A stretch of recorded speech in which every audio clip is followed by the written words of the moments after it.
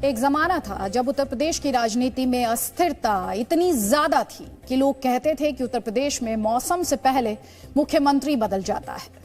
वर्ष 1990 से 2000 के बीच केवल 10 वर्षों में उत्तर प्रदेश में 8 बार मुख्यमंत्री बदल गए थे और 3 बार राष्ट्रपति शासन लगाया गया था।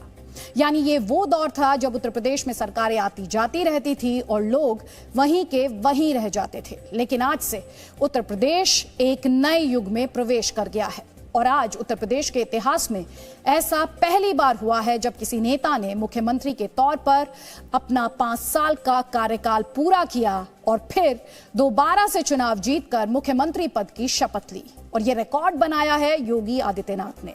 आज हम आपको योगी आदित्यनाथ की प्लेइंग 52 से मिलवाएंगे और साथ ही इस बात का भी विश्लेषण करेंगे कि उत्तर प्रदेश में लगातार दूसरी बार बीजेपी की सरकार बनने से देश की राजनीति में क्या बदलाव आएगा। आज लखनऊ के Atal Bihari Vajpayee international cricket stadium में योगी आदित्यनाथ ने लगातार दूसरी बार राज्य के मुख्यमंत्री पद की शपथ ली और इस दौरान प्रधानमंत्री नरेंद्र मोदी, गृह मंत्री अमित शाह, बीजेपी शासित राज्यों के मुख्यमंत्री और कई केंद्रीय मंत्री मौजूद रहे। आज के शपथ ग्रहण के 3 बड़े हाइलाइट्स रहे, जिनमें पहला है सोशल इंजीनियरिंग। इस बार योगी सरकार में कुल 52 मंत्रियों को जगह मिली है और इनमें भी सबसे ज्यादा 20 मंत्री पिछड़ी जातियों से हैं, यानी ओबीसी समुदाय से हैं, जबकि 8 मंत्री दलित समुदाय से हैं, 7 ब्राह्मण, 6 ठाकुर, 4 बनिया, 2 भूमिहार, 1 कायस्थ, 1 सिख, 1 मुस्लिम, 1 आदिवासी और 1 खत्री पंजाबी समुदाय से हैं। यानी उत्तर प्रदेश के चुनाव में बीजेपी को जिन जातियों का भरपूर समर्थन मिला उन्हें मंत्रिमंडल में प्रमुखता से जगह दी गई है। दूसरी बात, सरकार का स्वरूप ऐसा रखा गया है जिससे ये पिछड़ों और दलितों की सरकार लगे। राजनीति की भाषा में इसे ही सोशल इंजीनियरिंग कहते हैं। हालांकि जब 2017 में पहली बार योगी सरकार बनी थी तब मंत्रिमंडल में ओबीसी समुदाय के 22 नेता मंत्री बने थे। इसके अलावा तब सरकार में मंत्रियों की संख्या भी 60 थी, लेकिन इस बार ये संख्या घटकर 52 हो गई है और इन 52 मंत्रियों में 16 ने कैबिनेट मंत्री के तौर पर शपथ ली है। 20 नेताओं को राज्य मंत्री का पद मिला है, 14 नेता राज्य मंत्री स्वतंत्र प्रभार बने हैं। इस बार भी उत्तर प्रदेश में 2 उप मुख्यमंत्री बनाए गए हैं, यानी योगी आदित्यनाथ की टीम में इस बार भी 2 वाइस कैप्टन होंगे।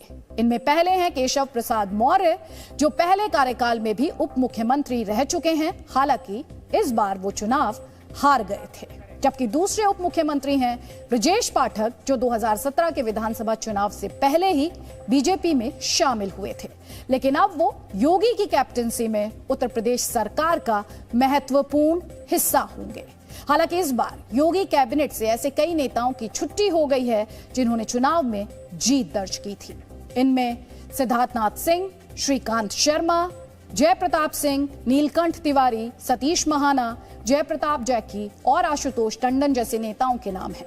इन नेताओं ने चुनाव तो जीता, लेकिन इस बार ये योगी की टीम में अपनी जगह नहीं बना पाए। आप ये भी कह सकते हैं कि बीजेपी के सेलेक्टर्स ने इन खिलाड़ियों को इस बार टीम से बाहर कर दिया और अब ये डगआउट में बैठेंगे। इसके अलावा आज उन नेताओं के नाम भी चर्चा में रहे जो बतौर एमएलसी पिछली बार योगी सरकार में मंत्री बने थे, लेकिन इस बार उन्हें मौका नहीं मिला। इनमें पहला नाम डॉक्टर दिनेश शर्मा का है, जो पहले कार्यकाल में उप मुख्यमंत्री थे, लेकिन इस बार उनकी छुट्टी हो गई और उनकी जगह ब्रजेश पाठक को मौका मिला। इसके अलावा पहले कार्यकाल में सिंचाई मंत्री रहे महेंद्र सिंह, राज्य मंत्री मोहसिन रजा और राज्य मंत्री स्वतंत्र प्रभार अशोक कटारिया को भी नई सरकार में जगह नहीं मिली है। कुल मिलाकर कहें तो योगी सरकार का 2.0 वर्जन एडवांस्ड भी है और एफिशिएंट भी।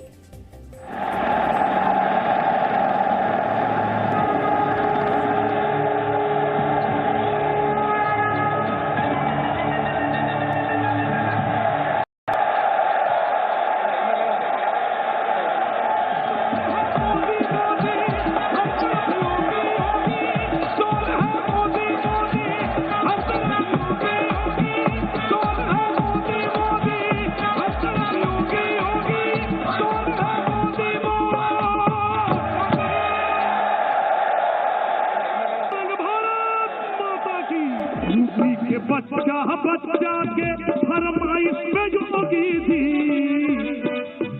22 में योगी थी, फिर से 27 में योगी थी। हारा हारा महादेव।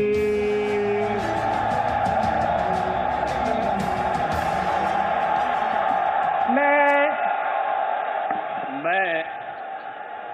आदित्यनाथ योगी ईश्वर की शपथ लेता हूं कि मैं विधि द्वारा स्थापित भारत के संविधान के प्रति सच्ची श्रद्धा और निष्ठा रखूंगा।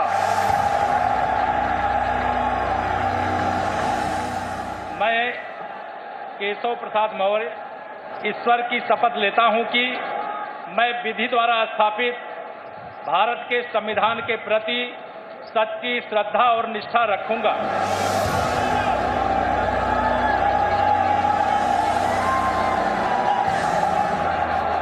मैं ब्रजेश पाठक ईश्वर की शपथ लेता हूं कि जो विषय उत्तर प्रदेश राज्य के उप मुख्यमंत्री के रूप में मेरे विचार के लिए लाया जाएगा अथवा मुझे ज्ञात होगा,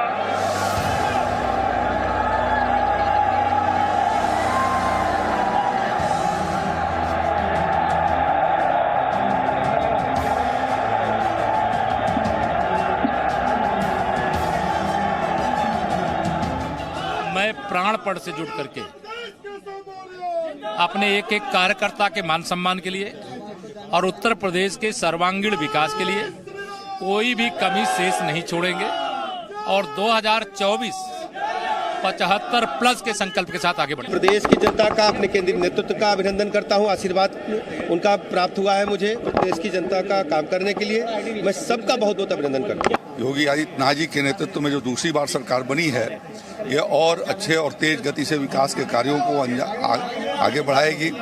सुरक्षा की दृष्टि से विशेष रूप से ध्यान देगी। जो मोदी जी ने कहा है कि इस उत्तर प्रदेश को एक नंबर पर ले जाना है, तो उसको एक नंबर पर ले जाकर अब माननीय मोदी जी को दोबारा 2024 का प्रधानमंत्री बनाना। प्रदेश की महान जनता ने जो आशीर्वाद दिया है माननीय योगी जी के नेतृत्व में, हम सब मिलकर जनता की अपेक्षाओं को पूरा करेंगे, प्रदेश की बेहतरी के लिए काम करेंगे। मैं नेतृत्व का आभारी हूँ, प्रदेश नेतृत्व का और केंद्रीय नेतृत्व का, जिन्होंने हमारे प्रति विश्वास व्यक्त किया और इस विश्वास की कसौटी पर हम खरा उतरेंगे। जो वादे किए गए चुनाव में उस पर खरा उतरा जाएगा। प्रधानमंत्री जी का संदेश घर घर तक पहुंचाया जाएगा। उत्तर प्रदेश जो प्रथम राज्य बनाने का जो प्रतिबद्धता है, उस पर हम लोग काम करने की शुरुआत हो रही है और आप देख सकते हैं कि चंद घंटों में शपथ ग्रहण के बाद तुरंत काम पर लग गए।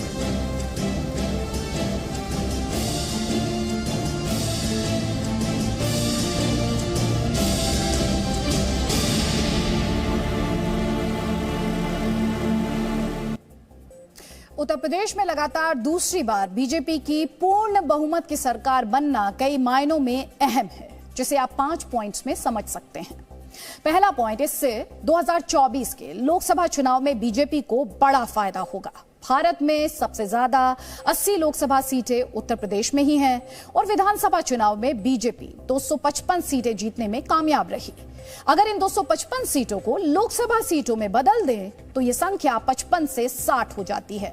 यानी 2024 के लोकसभा चुनाव से पहले बीजेपी ने इतना तो सुनिश्चित कर लिया है कि राज्य की अधिकांश सीटों पर उसका ही प्रभाव कायम रहे और यह बात 2024 में उसे सीधे फायदा पहुंचाएगी।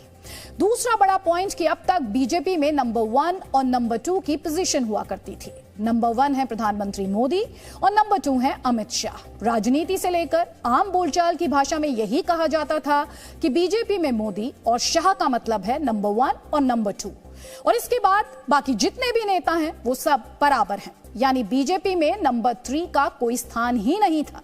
लेकिन आज से योगी आदित्यनाथ बीजेपी में नंबर 3 हो गए हैं।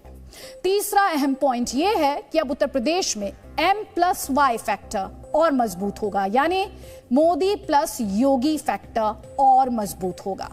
चौथा अहम पॉइंट, उत्तर प्रदेश में बीजेपी की जीत का एक बड़ा कारण विकास का वोट बैंक था। अब जब यूपी में दोबारा से बीजेपी की सरकार बन गई है तो ये वोट बैंक और मजबूत होगा, क्योंकि केंद्र सरकार राज्य में अपनी योजनाओं का लाभ लोगों तक आसानी से पहुंचा पाएगी, जैसा कि वो विपक्षी राज्यों में नहीं कर पाती है। यानी डबल इंजन की सरकार का लोगों को फायदा मिलेगा।